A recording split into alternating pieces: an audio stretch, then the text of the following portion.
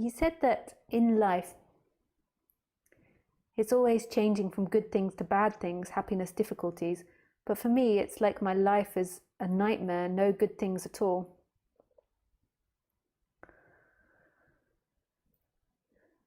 Yeah.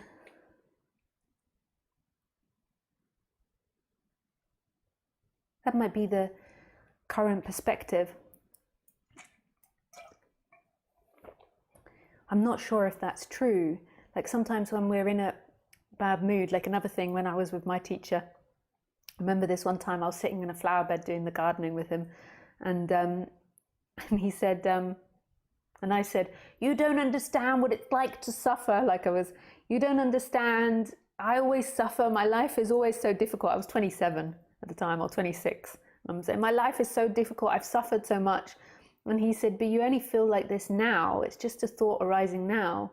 When you're in a good mood again, this will be complete nonsense. No, it won't. I always suffer. And then when I was in a good mood again, I was like, he reminded me of what I said. And I was like, oh yeah. So I don't know if that's totally true or if that's just a feeling coming up now. Like if you're always are suffering or not. From my experience, that came up when I was in a bad mood, and there was actually many times during the day where there was like happiness or joy or contentment.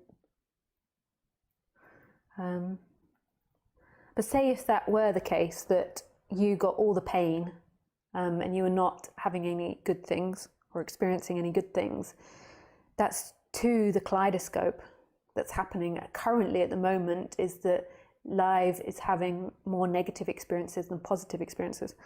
So even if you're having a bad dream, like that's the kaleidoscope that's happening now. And on the ultimate level, consciousness is totally in love with that dream and holds all of it in its arms, like, and supports it and loves it. On the human level, there's many things that you can do to improve the dream. Like I talk about it often with the chakras and getting to know the chakra breathing exercises. You can go to the doctors and the doctors can give you medication. I'm not a big fan of medicating, but at the same time I do think that they can be helpful at points in people's lives, and some people, need that, and it helps, and there's nothing wrong with that. But I'm certainly not against it. You get some spiritual people that are really against it.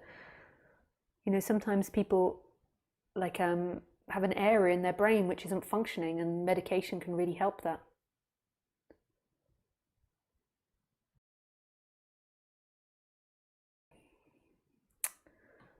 Yeah, thank you for your question, Liv. And if you've got a particular area and you want me to work through that's something that's really difficult for you, I can show you again. I often do that in talks. I show people how to go into the chakras and put it into the positive.